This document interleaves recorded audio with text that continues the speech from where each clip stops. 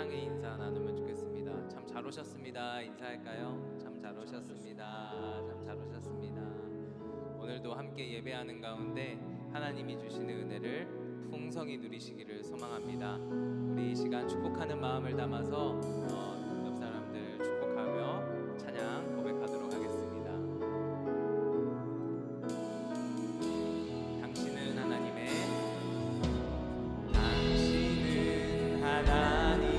사랑,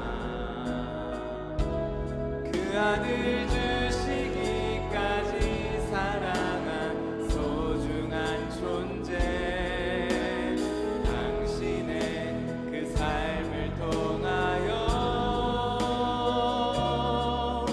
주님의 사랑 세상이 알리. 당신은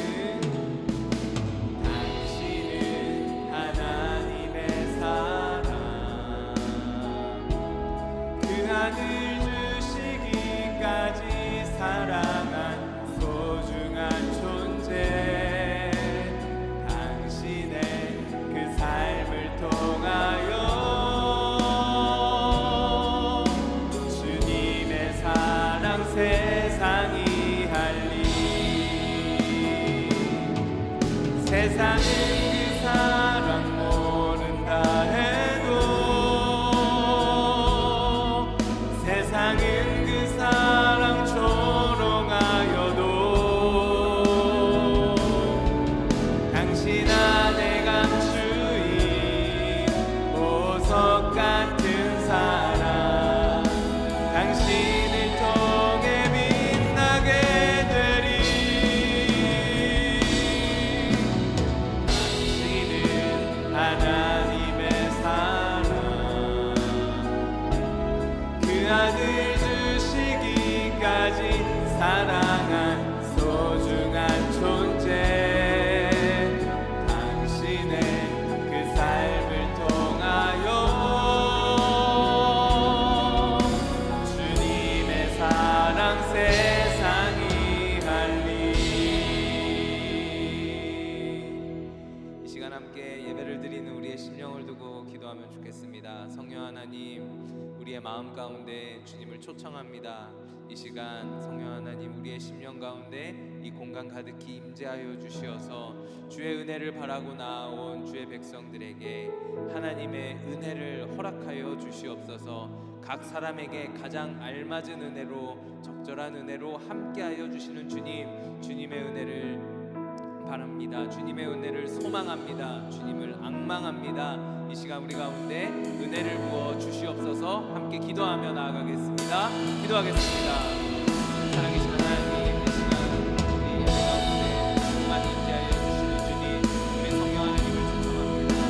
이 시간 오셔서 성령 하나님 임재하여 주시고 주님 충만히 임재하여 주시는 그 은혜로 말미암아 우리가 하나님의 은혜를 누리며 나아가는 예배 시간 되게 하여 주시옵소서. 하나님, 주의 은혜를 바라고 나아온 주의 사랑하시는 백성들 그냥 성으로 돌려보내지 마시고 하나님의 사랑으로 붙잡아 주시기를 원합니다. 그 심령 가운데 하나님의 은혜를 심어주시고 주의 말씀을 심어 주시옵소서. 하나님, 그리하여서 주 안에서 참 평안을 얻고 참 힘을 얻는 오늘 예배 시간 되게 하여 주옵소서. 성령 하나님을 기뻐하고 즐거워하는 오늘 예배 되기를 소망합니다. 하나님, 이 시간 우리 가운데 충만히 역사하여 주옵소서.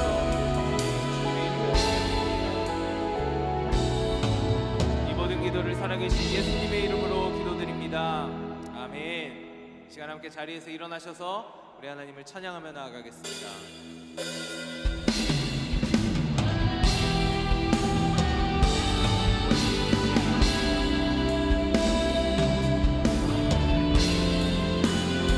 우리 마음을 다해 고백합시다. 예루살렘아, 예루살렘아, 여호와를 찬송할지어다. 내 하나님을 감사함으로 그 앞에 나가며 주 임재 앞에 경배해.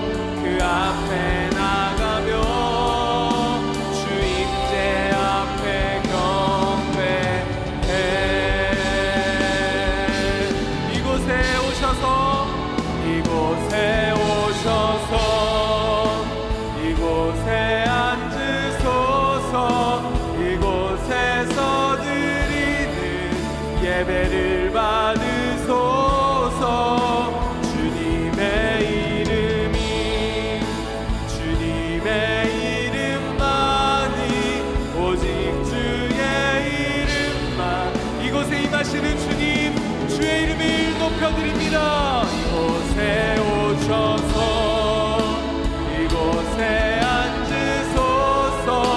이곳에서 드리는 예배를 받으소서.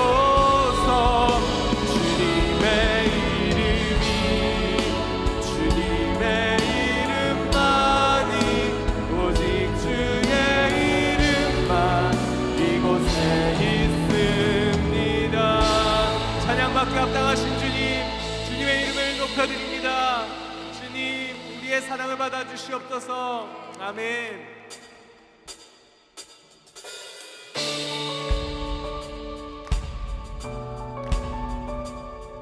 우리 주님께서 우리를 이 자리로 불러주셨습니다.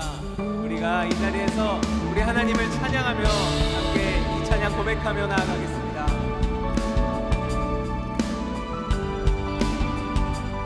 우리 한 목소리로 고백할까요? 주의 이름 안에서, 주의 이름 안에서 우리 성소로 가네. 영광스러운 이곳에 우리 기쁘게 왔네. 거룩한 보좌 앞에서 따뜻함을 느끼네. 우리 마음 경배하며 찬양의 제사 드리네. 찬양의 제사 드리며 성소로 들어갑니다.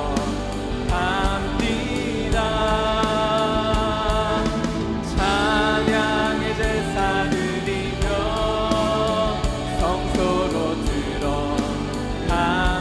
우리 모두 주님께, 우리 모두 주님께 감사의 제사를 드리세. 우리 모두 주님께 기쁨의 제사 드리네. 아멘.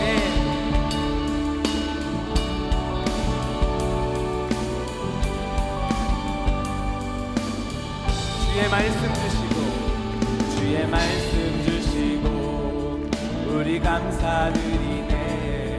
주의 날개 그늘 밑 우리 피난처 되네. 주의 길을 따르 우리 주께 순종해. 모든 상황 속에서도 찬양의 제사 드리네. 찬양의 제사 드리며 성소로 들어갑니다.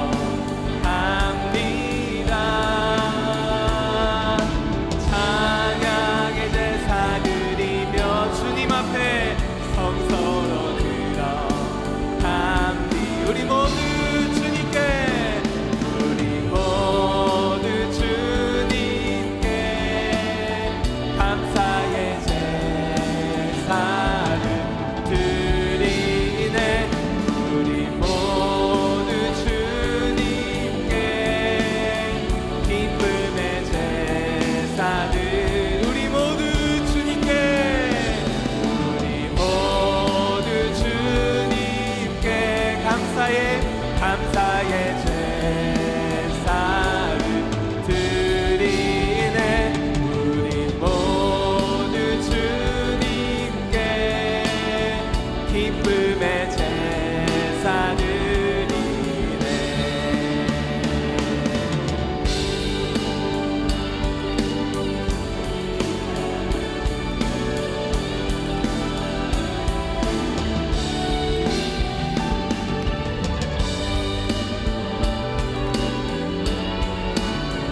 찬양받기 합당하신 주님, 주님의 이름에 함께 찬양합니다.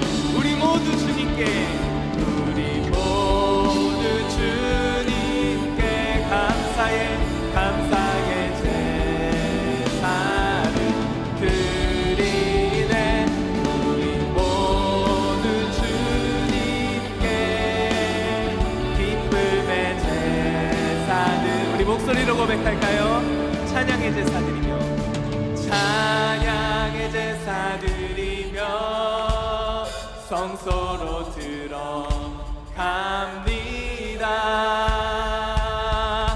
찬양의 제사 드리며 성소로 들어갑니다.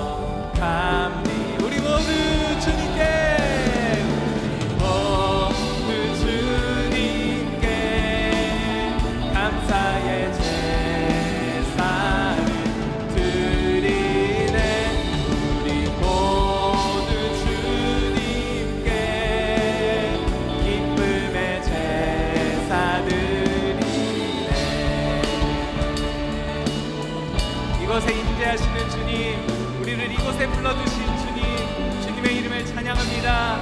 우리 이 시간 박수로 하나님께 영광 돌리겠습니다. 할렐루야.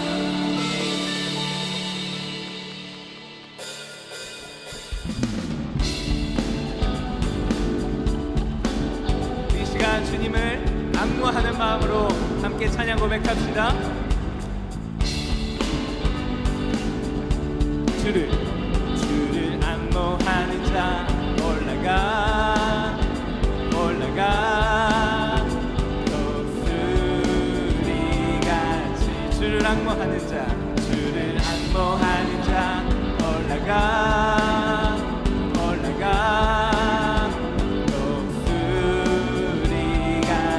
모든 싸움 이기고 근심 걱정 벗으면 올라가 독수리같이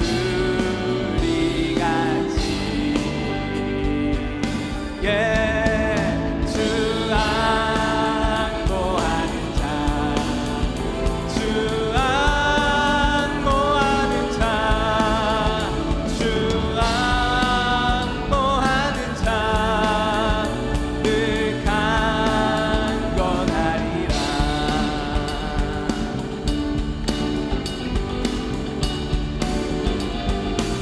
안보하는 자 주를 악무하는 자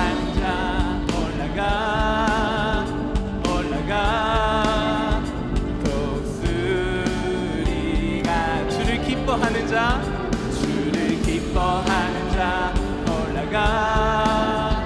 올라가 독수리같이 모든 싸움 이기고 근심 걱정 벗으면 올라가 독수리같이 함께 고백합시다. 주 악무하는 자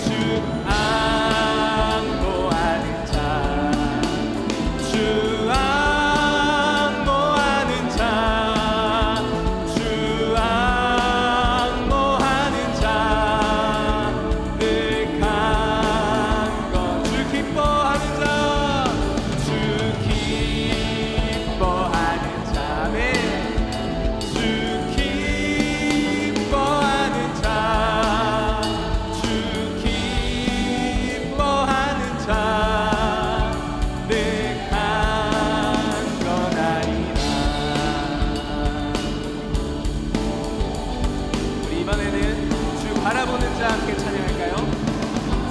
주를 바라보는 자 올라가 독수리가 주 사랑하는 자 주를 사랑하는 자 올라가 독수리같이 은혜 안에 뛰놀며 주의 영광 보리라 올라가 독수리같이 주 바라보는 자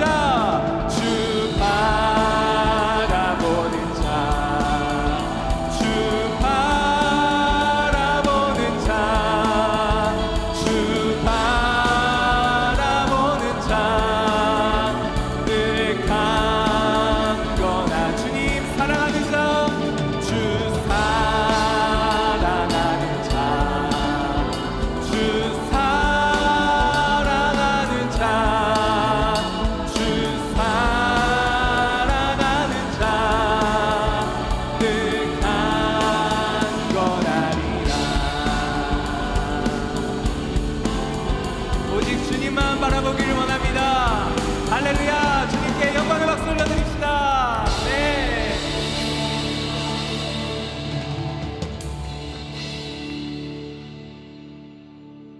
자리에 앉으셔서 계속 찬양하며 나아가겠습니다.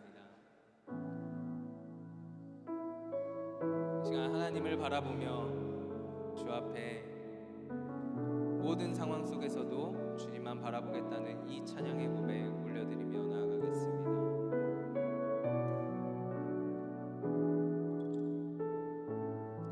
하나님의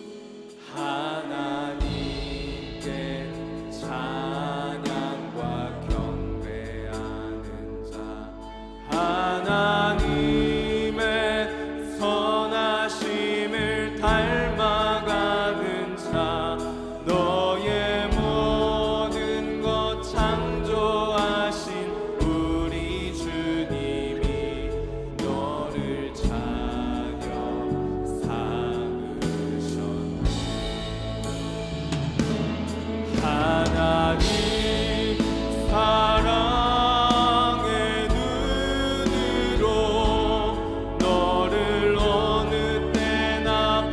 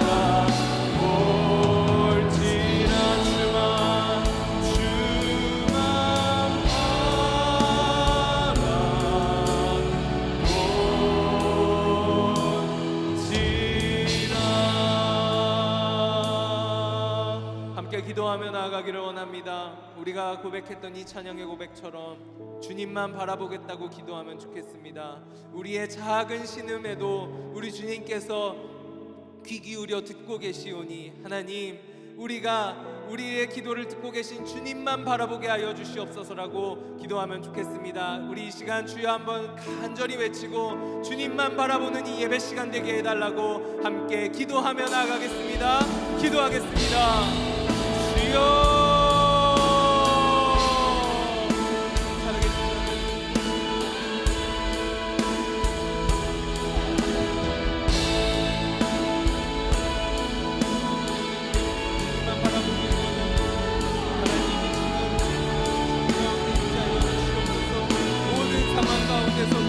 오직 하나님만 바라보는 수 있게 하여 주시고 우리의 눈을 들어 하나님께 우리의 시선을 돌아가는 오늘 예배 시간 되게 하여 주시옵소서. 우리가 가지고 있었던 인생의 어려움들, 질고들 주님께서 듣고 계시오니 하나님 앞에 내려놓을 수 있게 하여 주시고 하나님과 함께 나아가는 한 가지 스스로 인도하여 주시옵소서. 주님이 시험을 충만히 하여 주시기를 원합니다.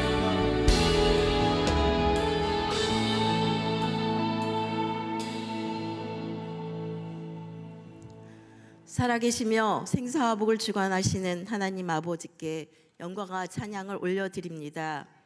삶의 기쁨과 고난 속에서도 늘 함께하여 주심을 감사드리며 이 예배에 성령님 임재하시어 저희에게 회개의 영과 정직한 영을 허락하여 주옵소서. 하나님의 형상대로 지음받았지만 세상의 더러움, 육체의 정욕, 안목의 정욕, 이생의 자랑으로 변질되어가는 저희의 죄악을 용서하여 주옵소서. 어린 양의 피로 어렵고 힘든 광야와 같은 상황과 환경, 시련과 고난, 아픔과 고통의 한계를 뛰어넘어 축복의 길로 이끌어 주소서. 우리가 하나님의 형상을 회복하여 모든 삶이 하나님의 은혜였음을, 하나님의 발자국을 되밟아 왔음을 고백하며 감사드립니다. 열린 심령으로 하나님을 꿈꾸게 하시고 하나님을 바라보며 하나님의 시선 안에 살고 주님의 긍휼한 시선이 머무는 곳에서 자신의 자리를 지키며 주의 은혜로 채워지는 빈 그릇들 되게 하여 주옵소서. 피조된 모든 것은 영원하지 않으며 하나님의 손안에 있음을 깨달으며 우리에게 주어진 일상을 삶의 예배로 드리는 영도 공동체가 되게 하여 주옵소서. 마음의 문을 두드리시는 주님의 온유한 음성을 듣고 영접하고 구별된 삶을 살아가는 성도들이 되게 하소서. 우리의 영안을 열어주시고 하나님의 계시를 깨닫는 오감의 영역을 넓혀 주옵소서. 몸과 마음의 병든 성도들을 주님 안수하여 주셔서 치료하시고 상처를 싸매시고 고쳐주시고 회복시키시어 하나님께 영광을 돌리게 하옵소서. 물질로 어려움을 겪는 가정에 공급하시는 하나님께서 넘치도록 채워주소서. 교회 학교 각 부서의 모든 예배가 생동감 있고 살아계신 하나님을 알아가고 하나님을 찾는 자에게 만남을 주시는 하나님을 경험하는 예배로 회복시켜 주심을 믿고 감사를 드립니다. 교역자와 교사들이 다음 세대를 하나님의 눈으로 바라보며 눈물의 간절한 기도와 주님의 마음으로 품으며 빛 대신 예수님을 비추는 반사경이 되어 다음 세대가 하나님 나라를 세우고 세상을 새롭게 변화시키는 주님의 군사로 양육되어 가게 하소서. 교회 학교 여름 사역을 통해 하나님의 사랑과 은혜를 깊이 경험하고 주님의 말씀 안에서 회복의 역사로 성장할 수 있도록 도와주소서. 열방에서 주님 말씀을 전하시는 선교사님들과 그 가정을 지켜주시고 고난 중에도 하나님의 놀라운 기적의 역사하심으로 열매 맺게 하여 주옵소서. 전쟁과 분쟁, 자연 생태계의 파괴, 급격한 기후 변화로 무너진 하나님의 질서를 회복시켜 주옵소서. 나라의 위정자들이 하나님을 경외하며 올바른 정치로 국민을 다스리는 이 땅이 되게 하여 주옵소서. 북한 주민의 인권과 그들의 기도에 응답하여 주시고 이 땅이 주님의 통치하심으로 용서와 회개, 복음으로 평화 통일을 맞게 하여 주옵소서.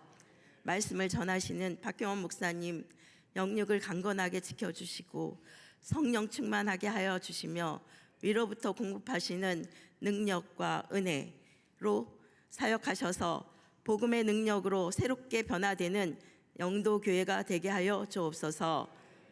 오늘의 말씀을 통한 주님의 강권과 명령이 우리들의 골수를 쪼개어 마음판에 새겨져 순종으로 결단하는 이 시간 되게 하여 주시고 솔프콰이어의 은혜로운 찬양, 믿음의 고백을 흠양하여 주옵소서. 예배를 돕는 손길 한 영혼 한 영혼을 기억하시어 그들이 충성에 더 큰 복으로 만족하게 채워 주옵소서. 모든 것을 부탁드리오며 감사드리며 우리의 영원하신 목자 되시고 소망이 되시고 시은자 되시는 우리 주 예수 그리스도의 이름으로 기도합니다. 아멘.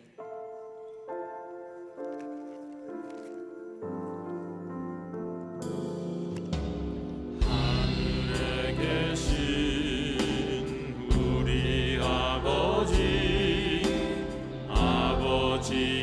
이름을 거룩하게 하시며 아버지의 나라가 오게 하시며 아버지의 뜻이 하늘에서와 같이 땅에서도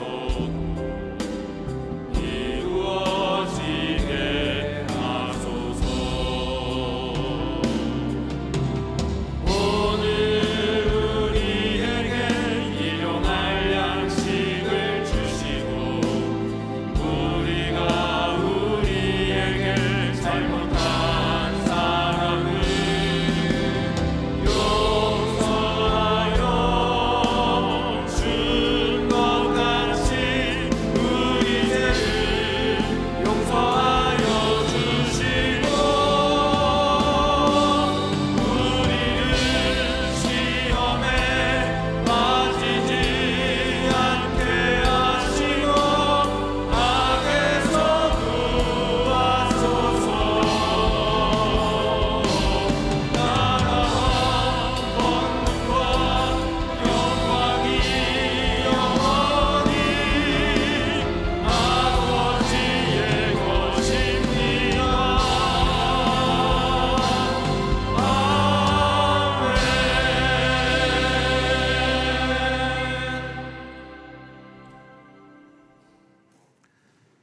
교회 실천을 전해드립니다. 우리 예배하는 공동체 영도교회 주일 예배 오신 모든 분들을 축복합니다. 오늘 우리가 오순절 8번째 주일로 지킵니다. 2024년 교회학교 여름성경학교가 어제부터 시작됐습니다. 영유아 유치부로부터 시작되었고 오는 토요일에는 우리 청소년부, 또 그 다음에는 우리 또 아동부, 그러니까 유년부와 소년부가 8월 2일, 또 8년 중순에는 우리 청년부가 수련회를 준비하고 있습니다. 진행 중인, 그리고 또 앞으로 감당해야 될 우리 성경학교와 수련회, 우리 교역자들과 우리 선생님들을 위해서 기도해 주시고 우리 자녀들이 믿음으로 다시 태어나는 시간 될 수 있게 후원해 주시기 바랍니다. 청풀마켓 광고드립니다. 지난주에 광고를 잠시 드렸는데 오늘 여러분 주보 사이에 삽입되어 있는 내용을 자세히 참고하시면 되겠습니다. 다음 주까지 우리 새옷 같은 헌옷을 여러분 청년부에 기부해 주시면 잘 준비해서 우리 7월 28일 우리 이 청풀 마켓 때 잘 준비해서 또 판매해서 기부금을 마련하도록 하겠습니다. 이 청풀 마켓 때는 이 헌옷만이 아니라 이제 다른 것들도 우리 청년들이 다양하게 준비하고 있습니다. 주보에 있는 삽지를 참고해 주시면 되겠습니다. 2024년 교육이수 등록교를 안내해 드립니다. 우리 등록하신 지 6개월 되시고 우리 새가족 교육을 이수하신 분들 우리 14분의 성함을 여러분께 알려드립니다. 이제 정식으로 모든 영도교회에서 행하는 모든 것에 이제 정식으로 다 이렇게 참여하실 수 있고 또 언제 본격적으로 우리 교우로서 함께 시작하게 되시는 분들이다 이렇게 말씀드릴 수가 있겠습니다. 이분들 축복해 주시고 또 사랑과 믿음의 교제를 함께 계속해서 이어가면 좋겠습니다. 우리 성경 통독 그리고 모임 및 안내는 우리 주보와 또 우리 화면을 참고해 주시면 되겠습니다. 이상으로 우리 교회 실천을 모두 전해드립니다. 우리 앞뒤 좌우에 계신 분들과 함께 평화 인사를 나누시겠습니다. 주님의 평화를 빕니다. 주님의 평화를 빕니다. 네. 오늘 우리에게 주시는 하나님의 말씀은 예레미야 31장 31절로 34절의 말씀입니다. 제가 봉독합니다. 여호와의 말씀이니라. 보라, 날이 이르리니 내가 이스라엘 집과 유다 집에 새 언약을 맺으리라. 이 언약은 내가 그들의 조상들의 손을 잡고 애굽 땅에서 인도하여 내던 날에 맺은 것과 같지 아니할 것은 내가 그들의 남편이 되었어도 그들이 내 언약을 깨뜨렸습니다. 여호와의 말씀이니라. 그러나 그날 후에 내가 이스라엘 집과 맺을 언약은 이러하니 곧 내가 나의 법을 그들의 속에 두며 그들의 마음에 기록하여 나는 그들의 하나님이 되고 그들은 내 백성이 될 것이라. 여호와의 말씀이니라. 그들이 다시는 각기 이웃과 형제를 가르쳐 이르기를 너는 여호와를 알라 하지 아니하리니 이는 작은 자로부터 큰 자까지 다 나를 알기 때문이라. 내가 그들의 악행을 사하고 다시는 그 죄를 기억하지 아니하리라. 여호와의 말씀이니라. 아멘. 예레미야는 유다의 마지막 5 왕들의 시대를 살았던 예언자입니다. 요시야 왕 때 등장을 했습니다. 요시야 왕은 우상 숭배를 척결하는 종교 개혁을 실행했던 선한 왕이었습니다. 하지만 예레미야는 그럼에도 불구하고 유다 백성들이 여전히 은밀히 우상을 숭배하고 있다고 비판을 했습니다. 다음 왕은 여호아하스. 그는 애굽의 바로 느고에 의해서 폐위가 되고 애굽으로 끌려갔습니다. 그의 통치 기간이 너무 짧았기 때문에 이 기간에 예레미야가 예언했던 활동은 언급되어 있지 않습니다. 그리고 다음 왕은 여호야김입니다. 여호야김 때는 바벨론에 의한 유다의 멸망을 경고합니다. 특히 이 바벨론이 70여 년 동안 유다를 지배할 것이라고 예언을 합니다. 하지만 이 여호야김은 이 예언을 무시하고 예레미야의 예언서를 불태우며 예레미야를 박해하려고 합니다. 하지만 하나님이 보호하십니다. 그리고 다음 왕 여호야긴. 여호야긴 비록 매우 짧은 기간 통치를 했지만 예레미야는 역시 여호야김 때와 동일한 예언을 합니다. 바벨론이 유다를 심판할 것이다. 유다는 멸망할 것이다. 특히 바벨론 왕이 포로로 그 유다 왕이 여호야긴이 바벨론의 포로로 끌려가게 될 것이다 경고를 했습니다. 그리고 그대로 이루어졌습니다. 이때 처음으로 솔로몬 때 지었던 예루살렘 성전이 바벨론에 의해서 약탈을 당합니다. 완전히 파괴되지는 않았지만 그 기물을 뺏기는데 이때 온 유다 백성들이 충격을 받습니다. 성전이 있기 때문에 유다와 예루살렘은 안전할 것이라고 생각했는데 그 성전을 빼앗기는 수모를 겪었기 때문입니다. 그들의 믿음에 뭔가 균열이 생기기 시작합니다. 그리고 유다의 마지막 왕 시드기야, 마지막 왕입니다. 그는 선왕이자 조카였던 여호야긴이 바벨론에 잡혀간 후에 느부갓네살 왕으로부터 이름을 개명당합니다. 아주 수치스럽죠. 원래 이름은 마따니아였는데 시드기야라는 이 바벨론식 이름으로 불려진 다음에 왕이 됩니다. 그는 요시야의 셋째 아들이었습니다. 그가 왕이 됐던 건 21살. 그리고 유다가 완전히 멸망하기까지는 11년 걸렸습니다. 그러니까 11년 동안 21살부터 다스렸습니다. 성경에서는 그의 인생을 짧은 한 문장으로 요약합니다. 여호와께서 보시기에 악을 행했다라고요. 뿐만 아니라 그는 굉장히 나약한 왕이었습니다. 그가 예레미야 선지자를 완전히 무시한 건 아니었습니다. 예레미야 선지자에게 여러 번 하나님의 뜻을 묻기는 했습니다. 하지만 그때마다 예레미야는 바벨론에 항복하는 것이 살 길이다라고 분명히 말해 주었는데 결국 시드기야는 예레미야를 통해서 말씀하시는 말씀에는 귀를 기울이지 않고 오히려 다른 사람들, 다른 예언자들, 다른 궁중에 있는 주변에 있는 사람들의 이야기에 귀를 기울여서 애굽 편을 들다가 바벨론에 대해서 반항하고 저항하다가 결국은 바벨론에 의해 멸망합니다. 이 과정에서 예레미야는 계속해서 동일한 예언을 하지요. 그래서 토굴에도 갇혔다가 시위대 뜰에도 끌려왔다가 진흙구누개에도 던져지다가 이런저런 박해를 참 많이 받았습니다. 결국 시드기야 왕은 11년째 되는 해에 바벨론에 저항하다가 예루살렘을 함락당합니다. 근데 그 과정과 그 결과가 굉장히 비참합니다. 바벨론이 일단 1년 반 동안 예루살렘을 포위했습니다.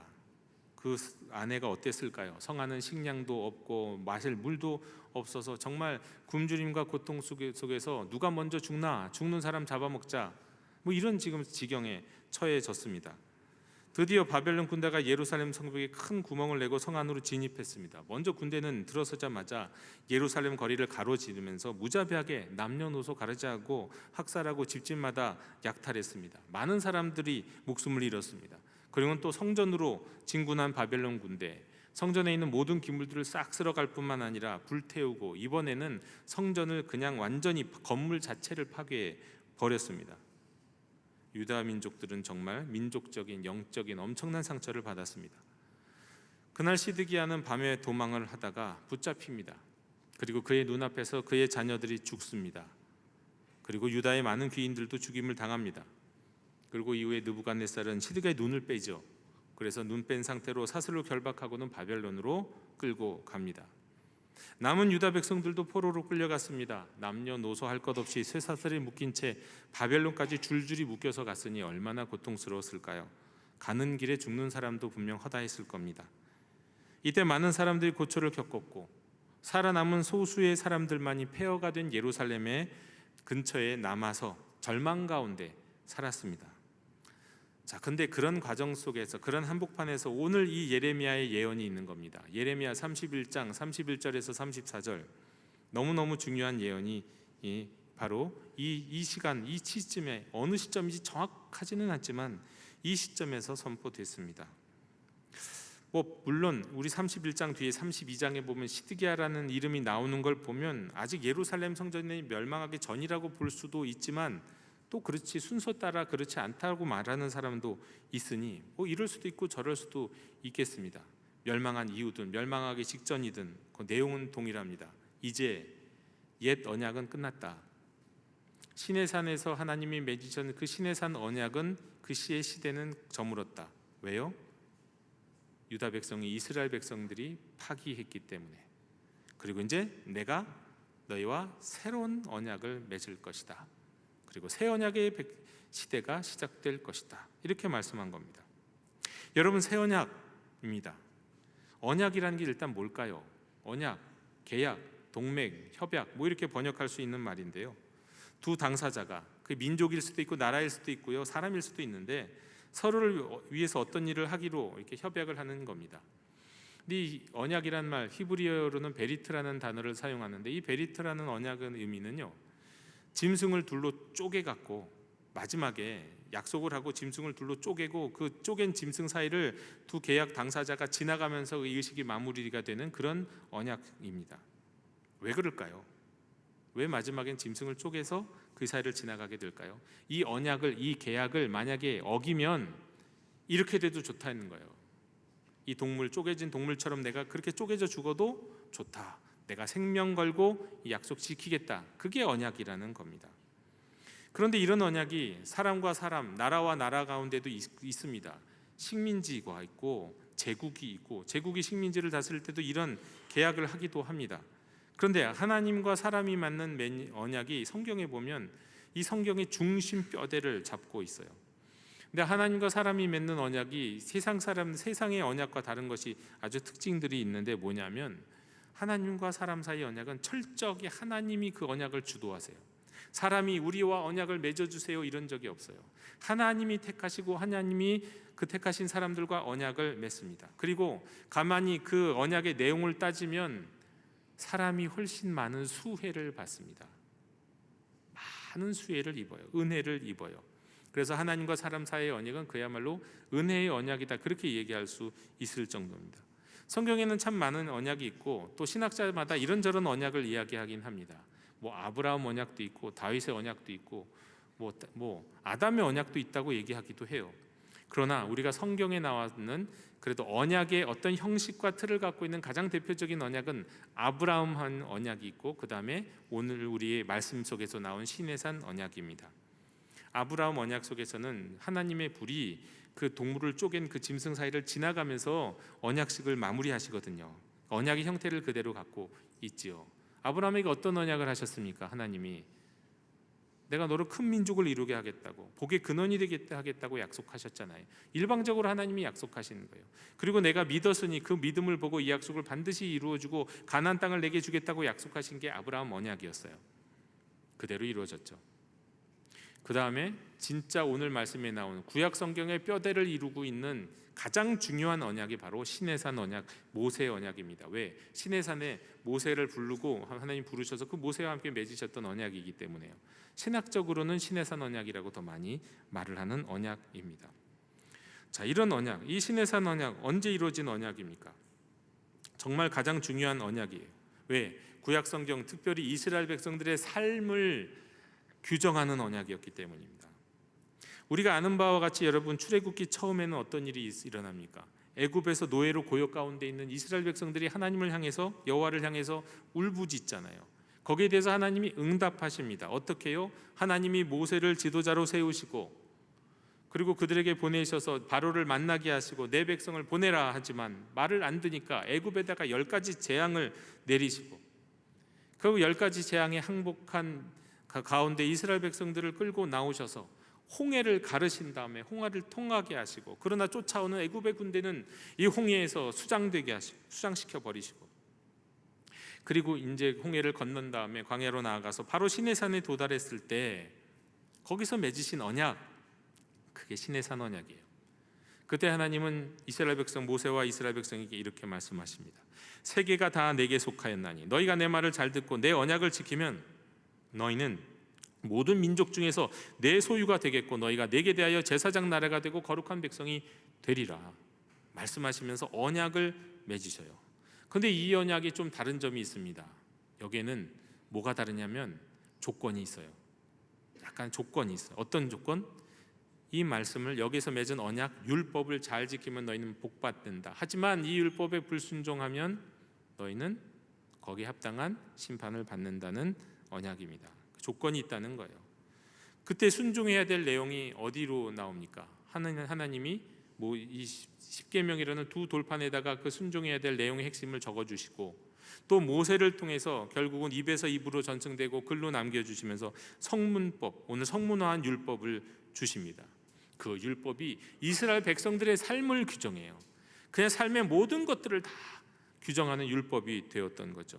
그런데 결국 이스라엘은 이 돌판에 내려주신 그리고 글로 내려주신 이 율법을 지키지 못했고 예언자들을 통해서 끊임없이 경고했고 특별히 예레미야 선지자를 통해서 반복해서 경고했는데도 불구하고 언약의 불순종함으로 말미암아 시드기야 왕 때 드디어 완전히 이스라엘이 멸망하게 되는 겁니다. 바로 이 시점에서 하나님이 예레미야를 통해서 말씀하신 말씀이 31장 31절입니다. 여호와의 말씀이니라. 보라, 날이 이르리니 내가 이스라엘 집과 유다 집에 새 언약을 맺으리라.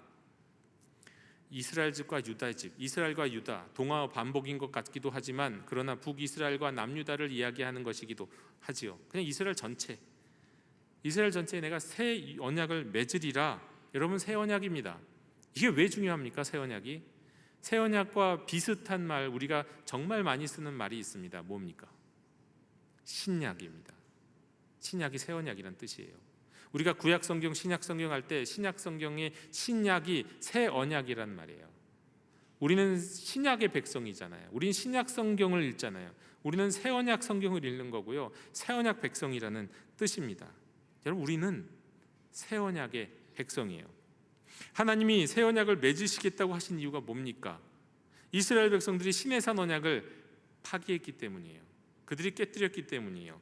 32절, 이 언약은 내가 그들의 조상들의 손을 잡고 애굽 땅에서 인도하여 내던 날에 맺은 것, 이게 시내산 언약이죠. 그것과 같이 아니할 것은 내가 그들의 남편이 되었는데 그들이 내 언약을 깨뜨렸다. 여호와의 말씀이니라. 언약으로 돌아가라는 경고음과 같은 예언자들의 예언을 끝끝내 듣지 않았어요. 하나님이 그들의 남편이 되었는데 불륜으로 그 언약을 깨뜨려 버렸어요. 때문에 새로운 언약을 맺을 것이다. 왜냐하면 이 언약은 파기된 언약이에요. 하나님이 붙들고 있고 싶어도 이스라엘 백성들이 불순종했기 때문에 이 언약은 깨져버리는 거예요. 여러분, 약속은 한 사람만 계속 붙들고 있을 수가 없습니다. 이 언약은 한쪽만. 상대편이 깨뜨리면 그냥 그 언약은 깨지는 거예요. 그리고 그 약속한 대로 이루어지는 거죠. 심판이 이루어지는 거죠. 지금 이미 많은 백성들이 포로로 끌려가 있는 상황, 또 어쩌면 바로 곧 이후에 예루살렘이 정말 완전하게 멸망하게 될 이런 상황 가운데 지금 이 새 언약의 이 말씀이 선포가 되고 있는데요, 이전의 언약은 이스라엘의 귀책 사유로 인하여 깨졌다. 그러므로 내가 아무 언약도 없는 상태에서 너희를 그냥 방기하지 않는다. 새 언약으로 새롭게 시작하겠다라는 말씀이에요. 그래서 다시 너희는 나의 백성이 되고 나는 너희의 하나님이 될 것이다. 하나님이 은혜의 언약을 맺겠다고 말씀합니다. 자, 그렇다면 여러분, 이전의 언약과 새로운 언약이 있는데 똑같은 언약이면 아무런 의미가 없잖아요. 이전의 언약이면 그게 파기됐으면 새로운 언약이 똑같은 내용의 똑같은 방식이면 사람이 똑같은 사람이니까 여러분 희망이 없을 거예요. 또 파기하게 되고 또 불순종하게 될 거죠. 그래서 새로운 언약은 다릅니다. 신의 산 언약과 달라요. 뭐가 다를까요?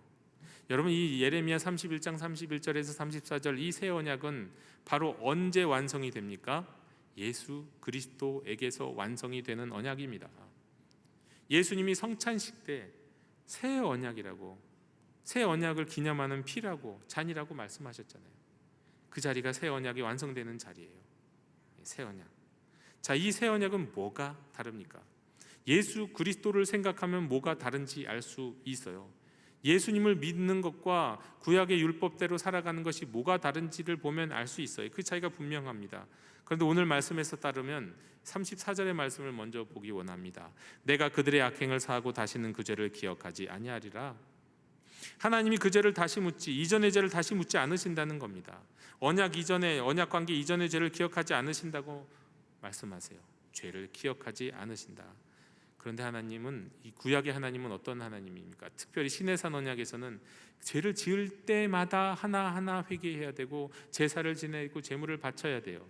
강박증을 가지듯이 그렇게 행해야만 하는 것이 이 신의 산 언약이라고 한다면, 우리는 오직 예수 그리스도를 믿고 예수 그리스도를 의지하고 예수 그리스도께 고백함으로 말미암아 죄 사함을 받는, 주님이 다시는 그 죄를 물으시지 않는 그런 존재가 된다는 거예요. 그런 은혜를 우리에게 주신다는 거예요.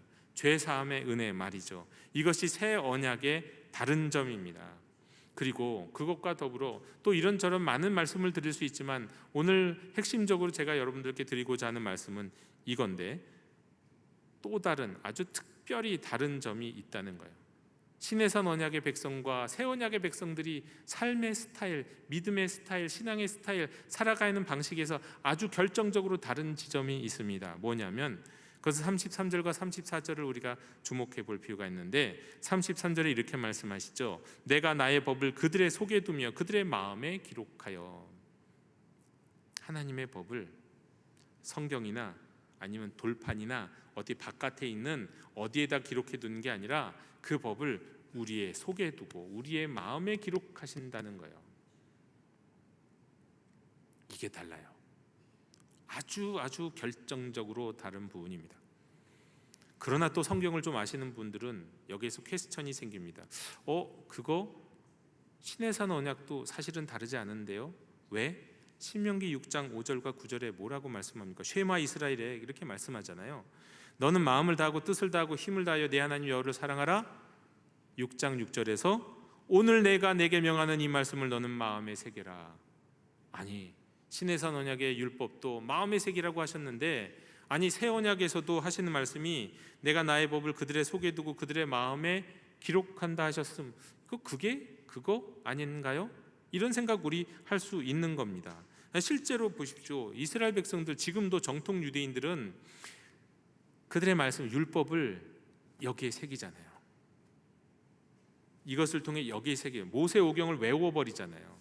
정통 유대인들은 지금도 여러분 이스라엘을 보시면 이스라엘 가운데 군대 안 가는 정통 유대파들이 있거든요. 군대를 안 가는 정통 유대파들, 거부하는 정통 유대. 이 사람들은 어려서부터 일종의 랍비 교육을 받는데, 이들은요 어려서부터 모세오경을 그냥 외워버려요. 줄줄줄줄. 그 마음에 새기는 거 아닙니까? 근데 그게 아니라는 거예요. 그렇게 외워서 마음에 새기는 것과 다르다는 거예요. 새 언약에서는 그게 아니라는 거예요. 마음에 들어오는 그 법이 그냥 우리가 뭔가를 기억하고 항상 떠올리는 정도, 항상 생각하는 정도와 좀 다른 무엇이 있다는 겁니다. 그거는 34절과 함께 더불어 생각해야 합니다. 다시는 각기 이웃과 형제를 가리켜 이르시기를 너는 여호와를 알라 하지 아니하리니 이는 작은 자로부터 큰 자까지 다 나를 알기 때문이라. 작은 자로부터 큰 자까지 안다는 거예요. 이게 무슨 얘기입니까? 무슨 말씀입니까? 작은 자까지도 큰 자까지 다 안다. 어떤 직분, 어떤 신앙의 경륜, 이것과 상관없다는 거예요. 어린아이들도 하나님과 더 가까울 수 있고요, 더 올바른 믿음을 가질 수 있어요. 내가 50년을 믿었다 할지라도 여러분 이 기준에 의하면 합당하지 않을 수 있는 거예요. 어린아이로부터 큰 자와 작은 자가 나눠지지 않는, 모두에게 가능성이 열려있는, 모두에게 가능성이 열린 그런 길이 있다는 겁니다. 그럼 그 길이 도대체 무엇일까요? 일단 시내산 언약에서는 돌판에 기록된 건 외적인 기준, 그야말로 그들의 삶의 형태도 외적인 형태, 어떤 날 어떤 시간에 기도하고 무엇을 어떤 날에는 무슨 말씀을 읽고, 그리고 안식일은 이렇게 지키고 요것은 하면 안 되고 요것은 해도 되고 하는 그런 외적인 기준에 의한 신앙생활과 삶이 아니라, 이제 새 언약의 백성들은 거기에 따른 신앙생활이 아니라 그야말로 마음에서부터 우러나오는 믿음의 생활을 하게 해야 한다는 말씀이에요. 그렇게 된다는 말씀이에요. 그렇게 될 수 있다는 말씀이에요. 마음으로부터 하나님의 임재를 경험하고 하나님을 직접 만나면서요, 성경이 필요 없다는 얘기는 아닙니다. 당연히 하나님의 말씀의 기준이 있고 주의를 지켜야 되지만, 이제는 삶의 방점이 이전의 시내산 언약의 백성들에게 있어서는 주일, 그리고 기도하는 시간, 말씀을 읽는 시간, 그 시간 철저하면 됐어요. 그리고 그냥 율법에 어긋난 죄만 짓지 않으면 되는 거예요. 그의 마음이, 그의 생각이 어디가 있는지는 중요하지 않아요. 형식이 중요했거든요. 그런데 이 새 언약 백성들은 그런 시간만이 아니라 모든 시간이 중요합니다. 왜? 이 마음으로부터, 이 마음의 모든 시간, 모든 순간에 그 마음이 중요해요. 어떤 시간도 빼앗아서는 안 돼요. 모든 순간에 하나님의 말씀이 그 중심에 있어야 돼요. 모든 시간에 하나님이 그와 동행하고 그와 대화해야 되고 주님을 대면할 수 있어야 돼요. 그리고 그럴 수 있다고 말씀하시는 거예요. 그렇게 될 것이라고 말씀하시는 거예요. 그게 새 언약이 시내산 언약과 아주 다른 가장 중요한 강조점입니다. 그냥 성경을 많이 읽었느냐 적게 읽느냐, 여기 많이 기억하고 있느냐 적게 기억하고 있느냐, 거기에 달려있지 않아요. 막 그렇게 따지면 성경 백독하면 믿음이 좋아야죠. 그의 모습이 정말 영적인 삶이고 하나님이 성령으로 충만해야죠. 근데 그 백독한다고 또 꼭 그렇게 되는 건 아니거든요. 그럼 신학을 공부하면 더 은혜가 충만해야죠. 신학 공부한다고 더 그렇게 되지 않아요. 별로 관계 없어요. 네. 그런 거 큰 관계가 없단 말이에요. 그럼 뭐냐 이거예요. 작은 자나 큰 자나 상관없이 모두에게 기회가 열려 있고 모두에게 하나님이 가능하게 해주시는 그것이 무엇이냔 말입니까? 네? 그거는 그야말로 삶의 모든 순간 마음으로부터 하나님의 백성이 되는 거예요. 모든 순간에 하나님을 생각하며 하나님을 대면하며 하나님을 쫓으며 살아가는 거예요. 모든 순간에, 모든 시간에. 예배하는 시간만, 기도하는 시간만 하나님과 교제하는 게 아니에요. 말씀 묵상하고 큐티하는 시간만 하나님과 사귐이 있는 시간이 아니에요. 모든 시간에 그게 가능해진다. 아니, 그래야 된다는 거예요. 여러분, 오늘날 우리 그리스도인들이 왜 죄를 짓고 오늘날 왜 그리스도인들이 자꾸 하늘을 잊은 채 살아갑니까? 지난주에 분명히 말씀드렸잖아요. 하늘을 잊은 채 사는 사람, 삶의 일상 속에서 하나님을 경외 없이 살아가는 사람은 심지어 그리스도인인데도 불구하고 더 많은 시간을 하나님의 임재와 상관없이 하나님의 생각과 하나님을 주목하고 하나님과의 사귐과 상관없이 살아간 사람은 어떻게 된다고요? 그리스도인이라고 하더라도, 목사라 하더라도, 장로님이라 하더라도 어떻게 될까요? 그 삶이, 그 가정이, 그가 속한 공동체가 시장바닥이 된다고요. 시장바닥이 시끄럽고 추하고 무질서하고 오직 이익만을 탐하는 탐욕으로만 가득하게 된다고 말씀을 드렸습니다. 성경을 안 읽어서가 아니에요. 성경을 기억하지 못해서가 아니에요.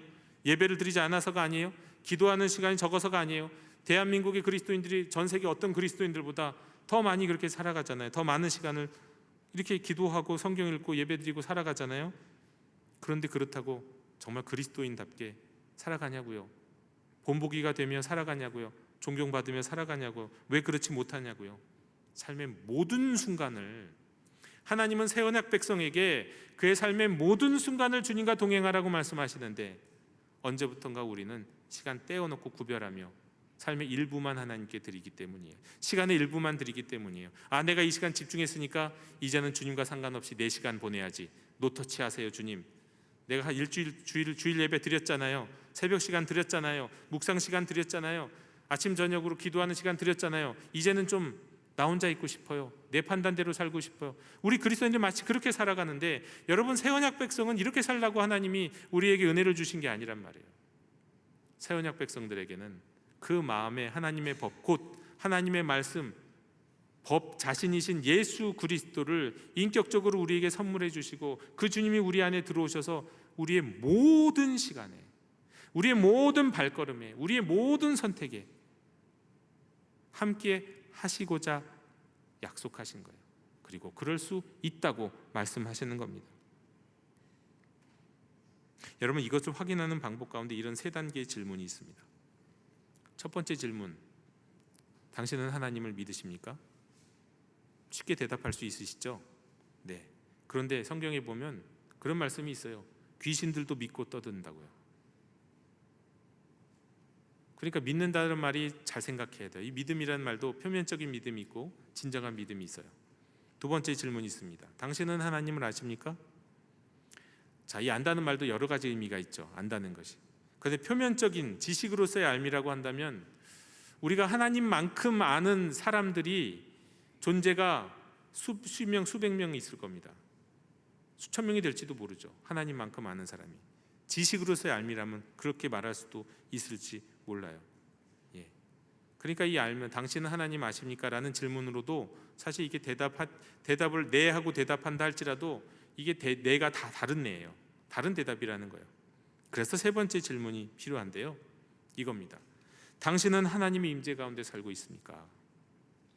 이 질문이 우리에게 필요한 거예요. 이 질문이.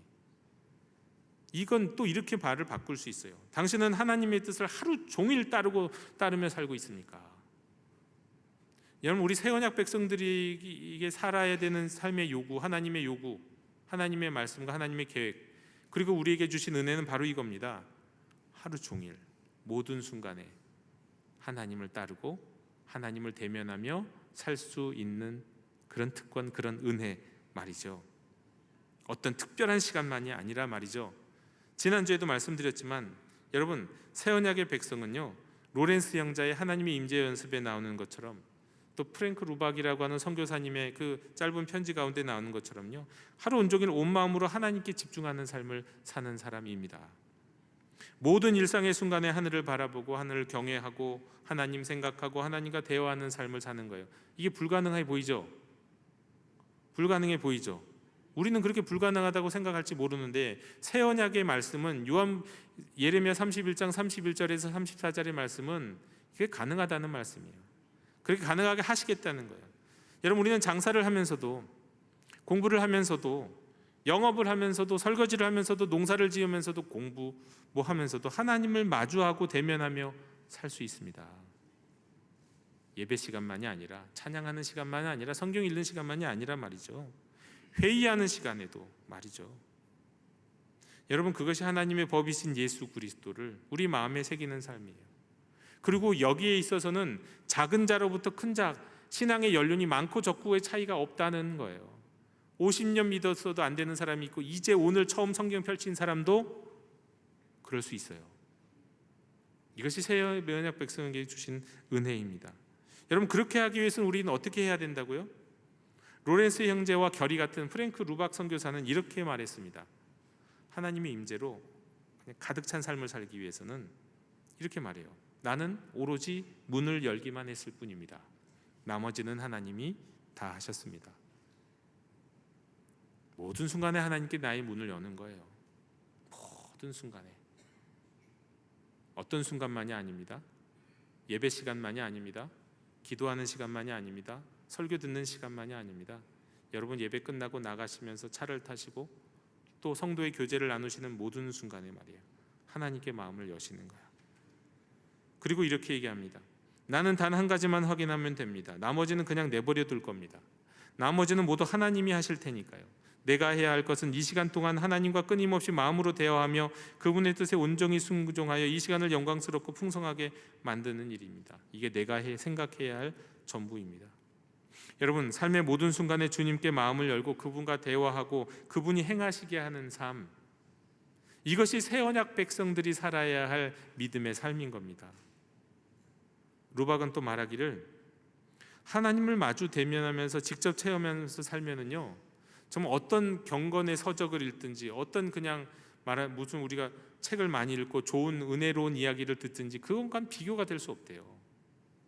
그냥 하나님을 마주하는 삶에서 느끼는 그 평안과 행복은 세상의 그 무엇과도 비교할 수 없다 말씀합니다. 이거 여러분 쉽지 않습니다. 물론 쉽지는 않은 거 물론 말씀드려요. 절대로 한두 번에 성공할 수 있는 일 아니라고 말씀드려요. 하지만 할 수 있다, 그렇게 되어야 한다라는 것이 새 언약의 비전이에요. 여러분, 프랭크 루박은 또 이렇게 얘기하는데요, 하나님께만 생각을 집중하는 일은 매우 힘이 듭니다. 그런데 그로 인해서 다른 모든 일은 힘이 들지 않게 됩니다. 우리가 하나님께 집중하고 하나님을 대면하고 늘 살아계신 주님 앞에 사는 것처럼 사는 건 좀 힘들어요. 조금 힘들어요. 그런데 그 조금 힘든 걸 지나면 모든 일이 쉬워진다는 거예요. 모든 일이. 전에는 힘들어야만 해야 되는 일들이, 정말 억지로 해야 하는 일들이, 용기를 내서 해야만 하는 일들이, 작정해서 해야 하는 일들이, 여러분, 주님이 우리를 다스리시고 우리와 함께 하시는 순간 거저된다고요. 주님이 하시기 때문에. 다만 우리는 주님께 집중하는 거예요. 우리가 해야 할 일은 모든 순간에 주님을 떠오르고 주님을 생각하고 주님께 마음을 여는 겁니다. 여러분, 이렇게 하나님과의 사귐 속에서 살면서 이 감동을 맛본 사람은요, 그 이후에는 어떻게 될까요? 하나님과 조화되지 않는, 그래 거룩하신 하나님과 사랑이신 하나님과 조화되지 않는 것들은 다 그냥 역겹게 느껴진대요. 맛없게 느껴진대요. 그래서 이제 담배가 어느 날 갑자기 주님의 은혜로 담배를 끊으신 분들의 얘기를 들어보면, 어제까지 마시던 담배가 오늘은 정말 맛이 없고 쓰게 느껴지더라, 그런 얘기하시는 분들을 가끔 봤거든요. 그런 것처럼 성령으로 충만하고 하나님과 늘 동행하는 삶을 사시는 분들은요, 그 하나님, 거룩하신 하나님, 사랑이신 하나님과 어울리지 않는 것들이 우리 마음에 들어올 때, 우리 생각에 들어올 때 그게 역겹게 느껴지기 때문에 억지로 버리는 게 아니라 자연스럽게 밀어내게 된다는 겁니다. 여러분, 이런 삶이 신의 산 언약의 삶을 넘어선 새 언약의 삶이에요. 이게 새 언약 백성의 삶이고 새 언약 백성의 비전입니다. 하나님이 맺으신 새 언약의 시대를 살아가는 우리 성도 여러분, 저와 여러분의 삶이 특별히 예배도, 말씀 읽는 시간도, 기도하는 시간도 더 충만하고 더 은혜로웠으면 좋겠지만, 특별히 우리는 일상이 회복되어야 합니다. 그것이 새 언약 백성들의 비전이에요. 새 언약을 맺어서 우리를 구원하신 우리 주님은 예배 시간에만 우리 주님 아닙니다. 기도 시간에만 우리 주님 아니에요. 묵상하는 시간에만 우리와 교제하시는 분 아니세요. 언제나 우리가 늘 항상 주님을 생각하고 느끼고 그 하나님께 마음 열어드리기를 원하시는 하나님이세요. 그래서 삶의 모든 순간 나와 함께 하시기를 원하시는 하나님, 내가 땅끝까지 너희와 항상 함께 있겠다고 말씀하시는 하나님, 하나님이 우리와 함께 하신다는 그 임마누엘의 이름, 그 이름대로 늘 우리와 함께 하시는 하나님이신 줄로 믿으시기 바랍니다. 새 언약은 오직 예수 그리스도를 통해서 죄사함을 얻는 언약이고, 그러나 또 넘어서 주님을 돌판이나 글이나 글 이런 데만이 아니라 정말 내 마음에, 내 삶의 발걸음 모든 순간에 주님과 만나고 주님과 사귐 가운데 성령으로 충만한 삶을 사는 것, 그것이 새 언약 백성의 삶의 모습입니다. 그럴 때 우리는 모든 면에서 하나님은 우리의 하나님이 되시고 우리는 하나님의 백성이 될 줄로 믿습니다. 우리 새 언약의 복된 소식을 우리의 입술로 삶의 향기로 온 세상에 전할 수 있는 지극히 복된 그리스도인들 되시기를 주님의 이름으로 축원합니다. 주님, 저희가 참으로 복된 사람 되게 해 주시옵소서. 행복함을 넘어서 지극한 복을 누리는 사람 되게 해 주옵소서. 삶의 일부가 아니라 전부를 하나님과 동행하는 사람 되게 해 주시옵소서. 새 언약을 통해 약속하신, 그리고 새 언약을 통해 우리에게 선물로 주신 그 은혜를 누리며 사는, 이 땅에서 천국을 누리며 사는 하나님의 자녀 되게 해 주시옵소서. 예수님의 이름으로 기도하옵나이다. 아멘. 이 시간 감사의 찬양 드리며 봉헌하시겠습니다.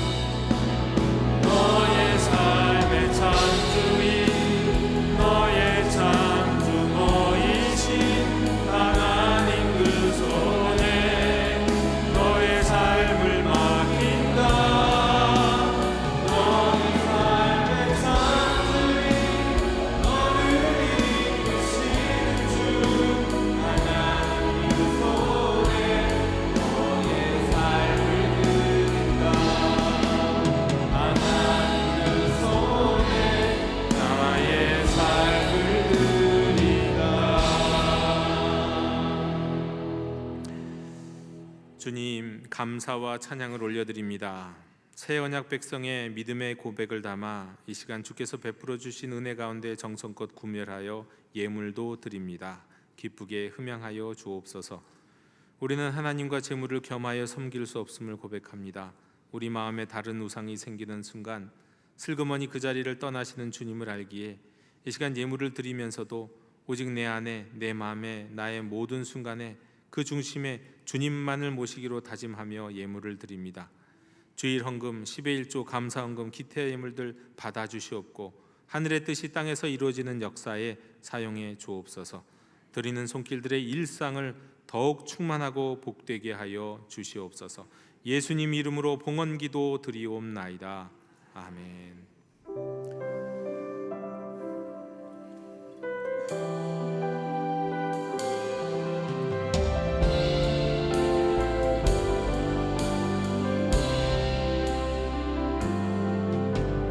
말씀 앞에서 경외함으로 주께 홀로 섭니다. 생명의 말씀 읽고 순종해 주를 예배합니다. 기록된 말씀